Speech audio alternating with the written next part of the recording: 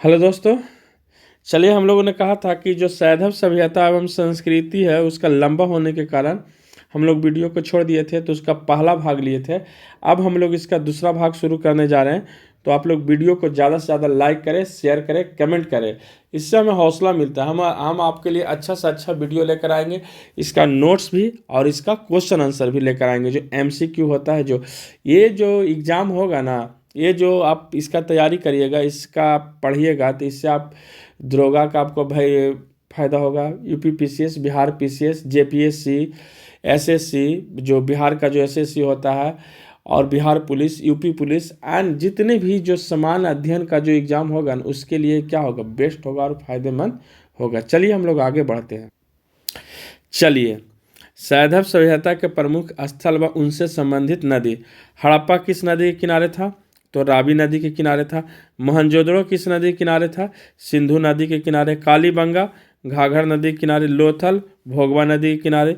रोपड़ सतलज नदी के किनारे। मांडा चेनाब दैमाबाद प्रवरा प्रवरा आलमगीरपुर हिंडन सुत्ता आलम सुतका गेंडोर दस्तत या दशक नदी के किनारे। दासत या दशक नदी के किनारे। भगवानपुरा सरस्वती नदी के किनारे। तो ये जो है ना, कम से कम आप कुछ ना याद रखिएगा तो हड़प्पा, मोहनजोदड़ो, कालीबंगा, लोथल, रोपड़ और ये सुतका गेंडोर, इसको याद रखिएगा। ये जो है ना, ये सब आपसे पूछ लिया जाएगा, तो इतना याद रखिएगा आप लोग। आलमगीरपुर उत्तर प्रदेश के मेरठ जिले में हिंडन नदी के किनारे स्थित है। यहाँ से खुदाई में मृदभांड एवं मनके मिले हैं। कुछ बर्तनों पर त्रिभुज, मोर, गिलहरी आदि की चित्रकारियाँ भी मिली है।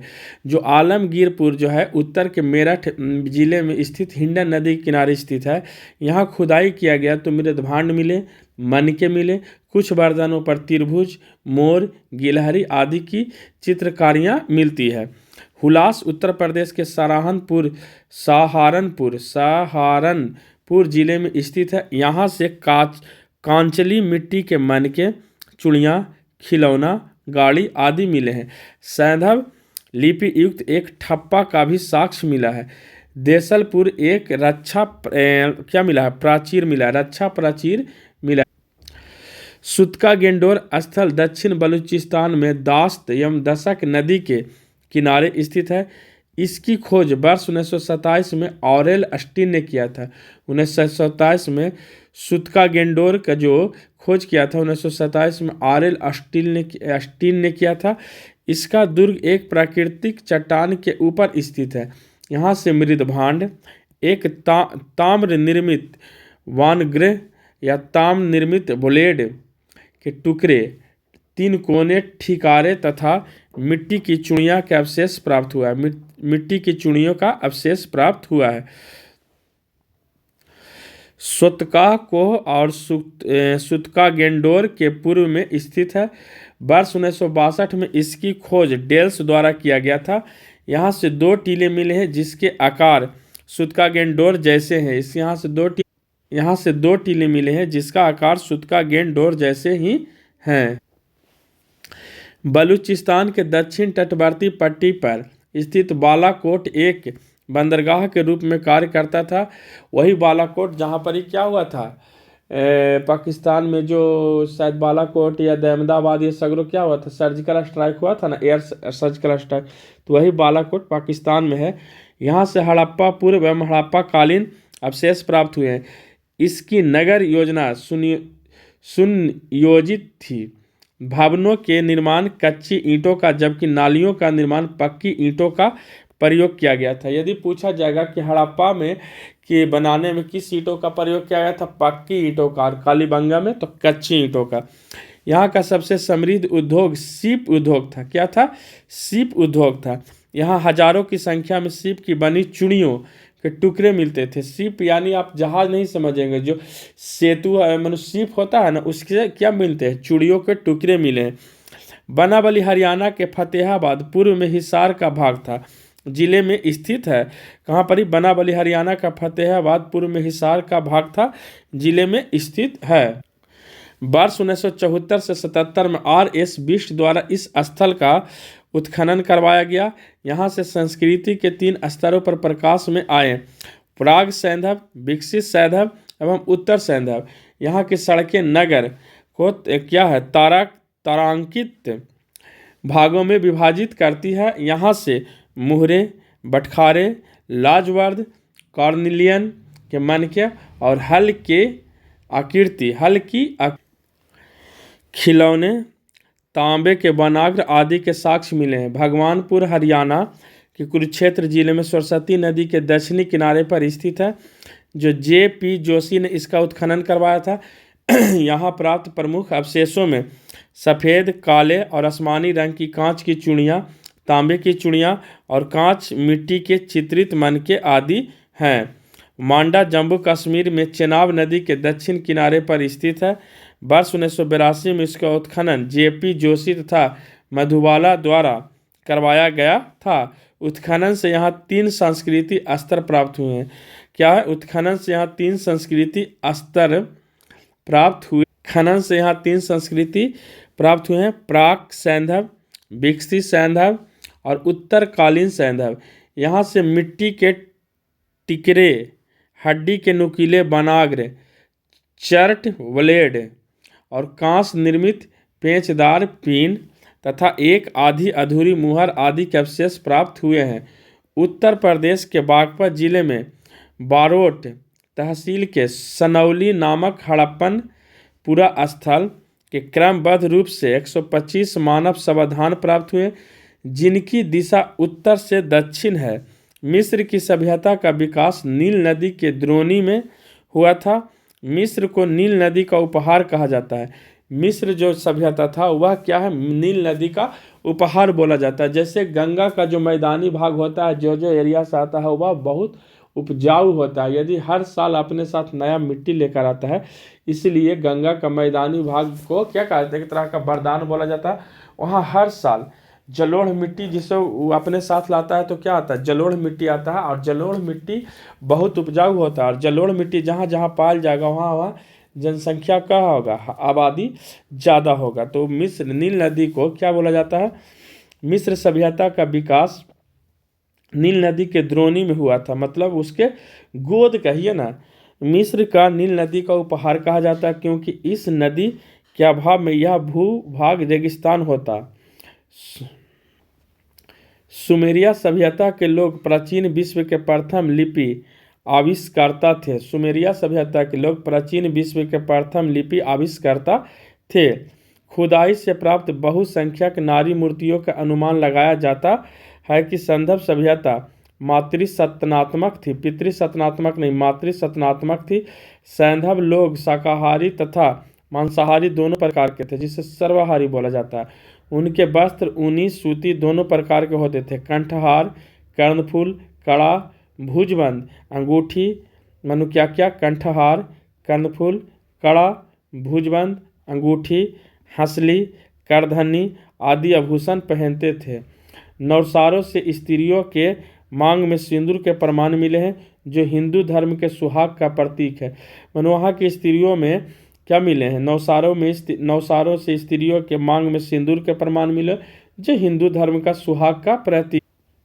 सैंधव काल में पासा का प्रमुख खेल था, जो शकुनी खेलता था ना, या छक्का भांजे, चौआ पंजा भांजे, जिसमें उसने पांडव को हराकर हस्तिनापुर वो जो इंद्रप्रस्थ ले लिया था, द्रौपदी को बेइज्जती किया था। तो वही वाला पासा जो शकुनी का जो पासा था ना, बोला जाता है उसका दादा का हड्डी का था।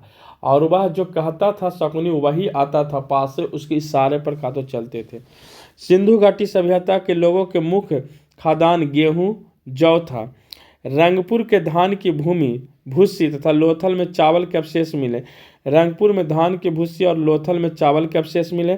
लोथल में वृत्ताकार चक्की के 2 पाट मिले। सूती वस्त्रों के अवशेषों से यह निष्कर्ष निकाला जाता है कि यहाँ के निवासी कपास उगाना जानते थे। सर्वप्रथम सैंधव निवासियों ने कब खेती प्रारंभ किया था? भारत से कपास यूनान गई, जिसे यूनानी हिंडन के नाम से पुकारते थे। भारत में कपास की खेती का प्रारंभ 3000 ईस्वी पूर्व में किया गया था, जबकि मिस्र में इसकी खेती 2500 ईस्वी पूर्व लगभग शुरू की गई थी। हड़प्पा, मोहनजोदड़ो, कालीबंगा, सुदर कोडड़ा के स्थलों के कबूचर कुबड़दार ऊंट के जीवाश्म मिले हैं।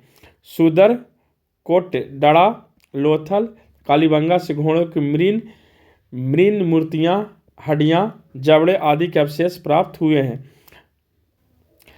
सिंधु सभ्यता का प्रमुख उद्योग वस्त्र उद्योग था। सिंधु सभ्यता का प्रमुख उद्योग वस्त्र उद्योग था। मोहनजोदड़ो का तांबे के 2 उपकरणों से लिपटा हुआ सूती धागा और मोहनजोदड़ो से तांबे का लिपटा हुआ सूती धागा और कपड़ा प्राप्त हुआ था। लोथल तथा चहुंदड़ो से में बने मनके का आकार होता है। लोथल तथा बालाकोट सीप उद्योग के लिए प्रसिद्ध था। लोथल और बालाकोट सीप उद्योग के लिए यहाँ से क्या बनाया जाता था? चूड़ियाँ बनाया जाता था। क्या? चूड़ियाँ बनाया जाता था। लोथल और बालाकोट के सीप उद्योग के लिए, इस सीप नहीं, वो जहाज वाला मत समझिएगा, चूड़ियाँ उड़ियाँ बनाया जाता था। सीप जो समुद्र में बड़े बड़े नदियों में सीप और सेतु मिलता है ना, उसी से चूड़ियाँ और बालाकोट और लोथल में बनाया जाता था। प्रमुख धातु और प्राप्ति स्थल जो हड़प्पा और मोहनजोदड़ो के जो थे प्रमुख धातु और क्या है प्राप्ति स्थल, तांबा खेत खड़ी राजस्थान बलूचिस्तान में मिला था। लाजवर्द बदशका बदखशान अफगानिस्तान में। फिरोजा यानी टीन ईरान में मिला था। चांदी राजस्थान की जवार एवं अजमेर के खानों से और अफगानिस्तान और ईरान में मिला। सीसा अफगानिस्तान और अजमेर। शिलाजीत हिमालय। गोमेद गुजरात। तो यही जो स्थानों से जो धातु मिला था उसी से रिलेटेड ये था। सैंधव निवासियों का आंतरिक एवं बाह्य व्यापार उन्नत अवस्था में था। सिक्कों का प्रचलन नहीं था तथा क्रय विक्रय वस्तु विनिमय द्वारा किया जाता था। लोथल एवं मोहनजोदड़ो से हाथी के दांत के बने हुए तराजू के पलड़े मिले। लोथल और मोहनजोदड़ो से यदि पूछा जाएगा कि कहाँ से हाथी के दांत के बने हुए तराजू का जो पलड़ा होता है वह मिला है, तो 2 जगह से, एक लोथल और एक मोहनजोदड़ो से मिला है। उनके बाँट मुख्यतः घनाकार होते थे। कुछ बाँट बेलनाकार, ढोलाकार, वर्तुलाकार भी मिले हैं। सारगोन युगीन सुमेरियन लेख से ज्ञात होता है। मेलुहा, दिलमुन तथा मगन के साथ मेसोपोटामिया के साथ व्यापारिक संबंध थे। मेलुहा की पहचान सिंध क्षेत्र से की गई है। दिलमुन की पहचान फारस की खाड़ी के बहरीन से किया गया। यदि पूछा जाएगा कि मेलुहा की पहचान किससे की गई, तो सिंध क्षेत्र से किया गया है। और दिलमुल की पहचान फारस की खाड़ी के बहरीन से किया गया। दिलमुल की पहचान फारस की खाड़ी के बहरीन से। सुमेरी के अभिलेखों में दिलमुन का साफ सुथरे नगरों का स्थान या सूर्योदय का क्षेत्र और हाथियों का देश कहा जाता है। मिस्र के साथ व्यापारिक संबंध का पता लोथल से प्राप्त मम्मी के एक आकृति से चलता है। सैंधव सभ्यता में मूर्तिकला, वास्तुकला, उत्कीर्ण कला, मृदभांड कला आदि के उन्नत प्रमाण होने के प्रमाण मिलते हैं। मोहनजोदड़ो एक संयुक्त पशु मूर्ति प्राप्त हुई जिसमें शरीर भेड़ का तथा मस्तक सूंढदार हाथी का है। हड़प्पा की पाषाण मूर्तियां 2 सिर रहित मानव मूर्तियां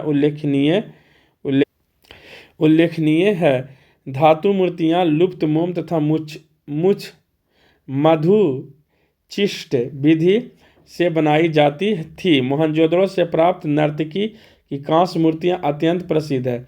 लोथल से कुत्ते तथा कालीबंगा से ताम्र मूर्तियां प्राप्त हुई है। चहुंदड़ो से प्राप्त इक्का गाड़ी बैलगाड़ी की मूर्तियां उल्लेखनीय है।